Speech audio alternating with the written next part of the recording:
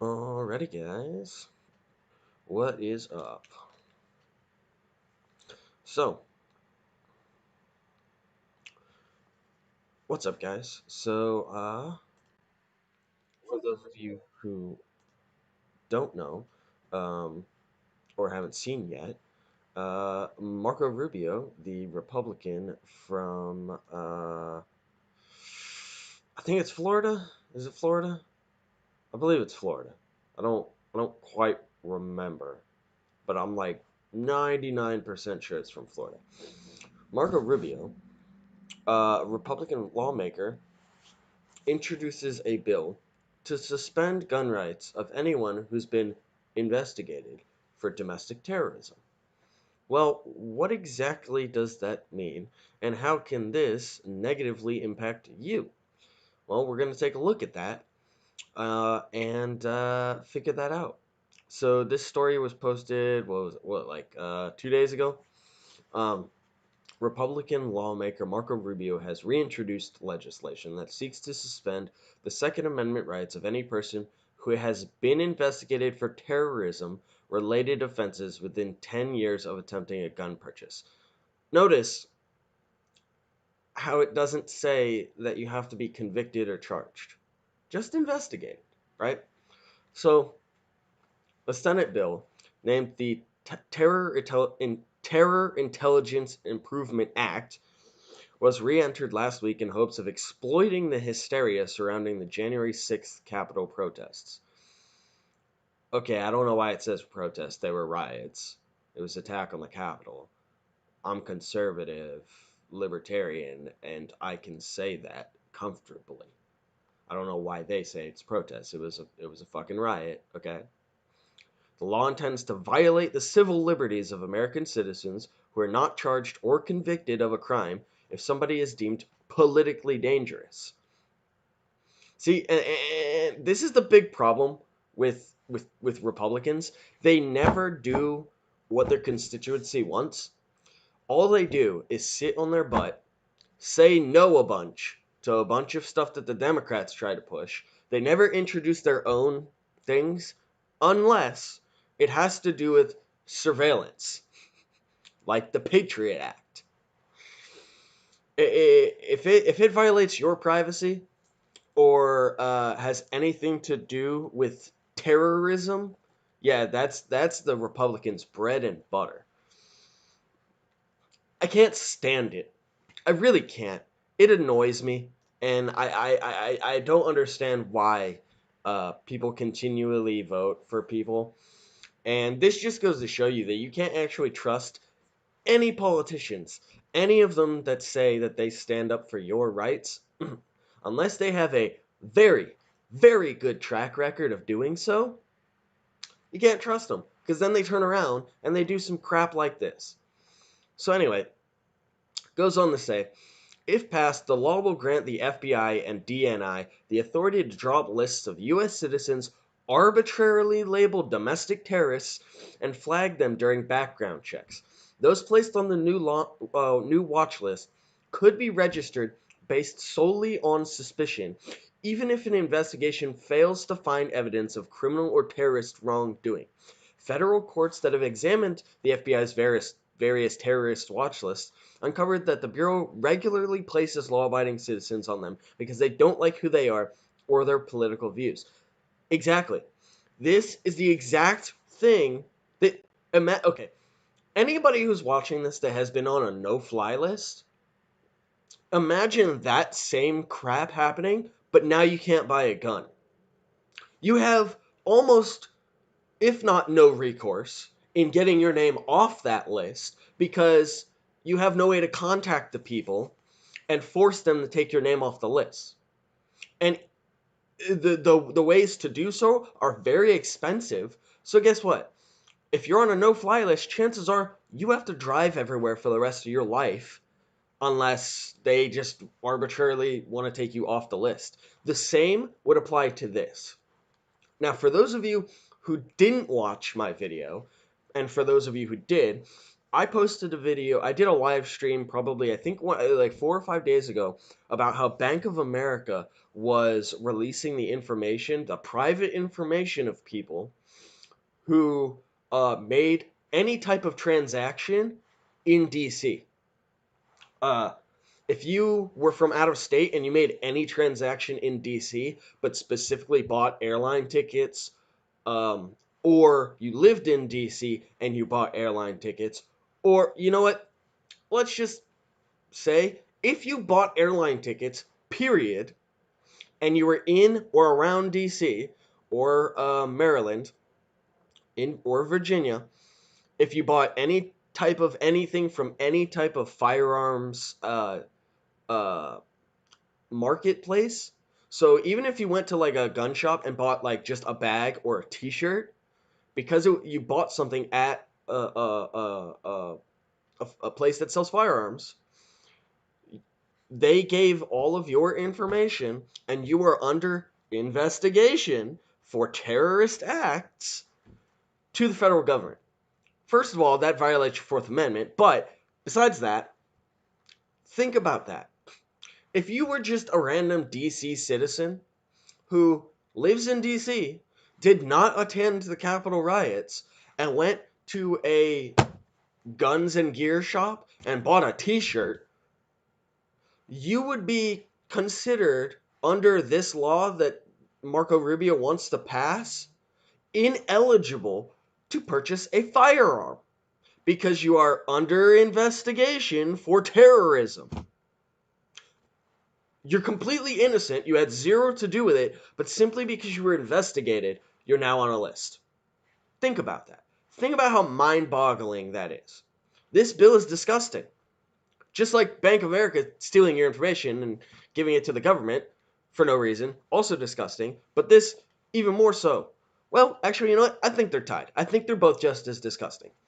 While Rubio's bill does provide optional redress for those targeted to obtain counsel and fight their designation, it would require individuals not charged or convicted of a crime to have to spend enormous amounts of money and time and gamble on getting a judge that upholds the Constitution just so they can exercise their gun rights. So, yeah, you have an optional redress.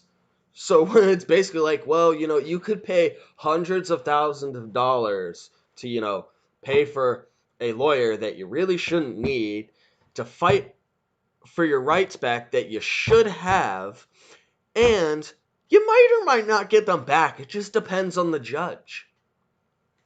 Bullshit. Bullshit, bullshit, bullshit. I'm sorry, that is bullshit. You don't get to take someone's rights just because you looked at him and went, he looks funny. No. Put him on the list. No, you don't get to do that. Okay? Well, as ongoing challenges to comparatively weaker state red flag law abuses show, challenging such decisions or even figuring out how they're made is like pulling teeth. Yeah, if you've ever been put on a no-fly list, if you've ever had to deal with red flag laws, you know exactly how difficult it is to have to try and get your rights back or try to be able to travel freely. Now imagine that and not being able to get your rights simply because somebody just looked at you and went, oh no, arbitrarily. The mixed record attorneys have had in combating the excesses of the Patriot Act since 2001 show that this mitigation option will largely be ignored by judges and those listed. While Muslim victims of federal surveillance and harassment power can sometimes count on the ACLU and others to defend the rights, said groups make it a point to refuse service to ordinary white people who have their civil liberties trampled. Now, I don't want to make this a race issue, but it seems like this would affect mostly Asians, white people, and maybe some black people. Because, I'm not sure how many ACLU cases like this they take for African Americans, but as this one says, it's specifically Middle Eastern Muslims, stuff like that. They'll take on those cases. specifically for like no-fly list and stuff, but they refuse everyone else. So unless somebody else comes up with some other organization that would be willing to help people, you're on your own. The law's threshold for being put on the list is low.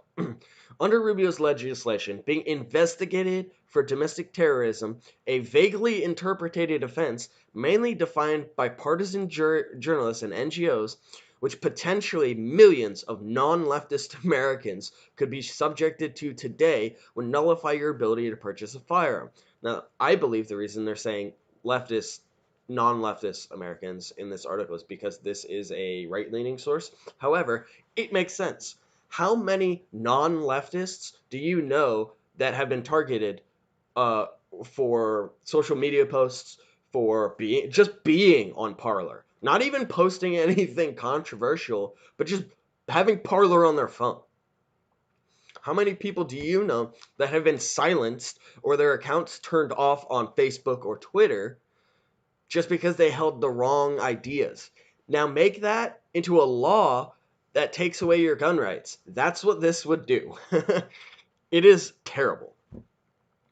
Reporting by Tucker Carlson revealed that the FBI collected the bank records of hundreds of people who traveled or made purchases in Washington D.C. on the 6th without a warrant. Uh, A hotel worker who had attended a Trump rally near the Capitol but did not enter the building was investigated by the FBI, even though they had no probable cause to do so. The FBI would have the authority to put the aforementioned on this new list without any meaningful checks or balances. That's what I was talking about with the whole Bank of America thing. This person who just went to the rally, never went to the Capitol, would be on this list, as would however many thousands of other people that traveled there. Now, it says in the article, if you go and watch my other video, it said something like 200 or something like that people were given to the feds by Bank of America, but I'm willing to bet it was more than that. Rubio's brazen attack on the Second Amendment is a testament to the organizational decline of the NRA. In 2015, Senator Rubio, who at the time had presidential ambitions, led the fight against Senate Democrats when they tried to pass an almost identical bill. Today, Rubio somehow maintains an A-plus rating on the NRA's website despite being a leading advocate for federal red flag laws and now political blacklists that will disproportionately harm his own voters. Laws like the Terror Intelligence Improvement Act are clogging up the congressional agenda. Did you hear that?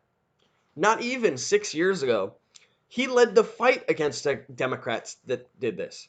So either Senator Rubio is now a leftist or he's always been a rhino. I'm willing to bet it's the first one. He only did what was politically expedient that he thought would get him elected. So he's doing this now. And the NRA, don't even get me started on the NRA. The NRA has never defended gun rights. They support FUD gun rights, okay? They don't support everyone's gun rights. They're the rifle, shotgun, old people that's what they consider guns. I'm sorry, but the NRA has had a hand in passing and supporting some of the worst gun legislation in the last century. And apparently, the NRA also just recently has refused to say some things about some of these other laws that are on the books right now. Do you know who truly supports firearms? GOA, Gun Owners of America, or FPC, Firearms Policy Coalition. Those are two organizations that I would gladly steer people towards. But I would never steer anyone towards the NRA. Does the NRA have a lot of power, and do they help people? Yes. I'm not going to deny that. They do help by filing lawsuits for people's gun rights outside of legislation. But when it comes to actual legislation that would affect the entire country, the NRA almost always stays silent or waits for other organizations to say something before they do.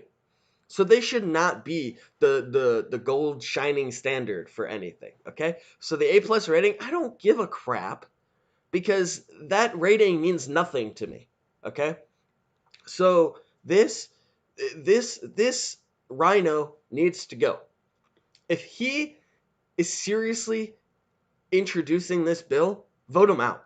Vote him out. Put a libertarian in. Put another Republican that has a good track record. And dude, this guy's not even in my state, and I'm saying this, okay? I'm just get him out. Just get him out.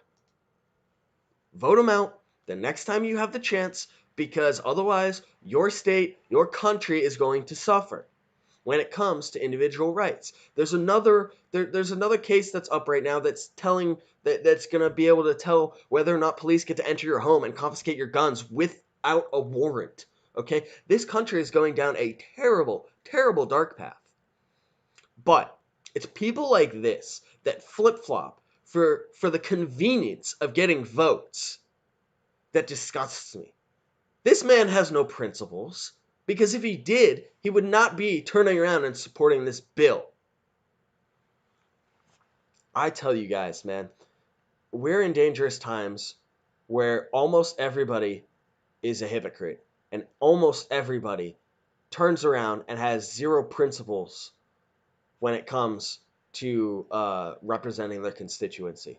There are only a handful of people that I can count, people I can count on one hand, maybe two, that I would say that sit in Congress that have always stuck to their own individual principles. And I really don't understand why more people don't flip on these politicians and vote them out when the time comes. I'm very much looking forward to somebody running against Rubio now, and I really hope that this does not pass. Because think about this. If you want to purchase 2,000 rounds of ammo off like, what's the criteria for saying that you maybe are engaging in domestic terrorist activities? Like, if you buy a bunch of ammo, would that be considered it? I bet you it would. If you I don't know, if you join an organization where you yourself are not actually really that much of a member, and then that group goes out and does something, but you have no idea about it, are you then put on this like, I don't, like, what is the criteria? I don't know, man. Anyway, I didn't want this video to be that long. I just wanted to get this out there and let people know that, hey, this guy is not who you think he is. And you know, just spread the word. This and the Bank of America thing. If you guys like my videos, go ahead and like and subscribe. And go and watch the other video that I posted about Bank of America. We talk about quite a bit of stuff. Anyway, guys, I really appreciate those who view. Please like and subscribe, and share these videos. And just that would really help me out in growing my channel. Anyway, guys, I appreciate you guys, and have a good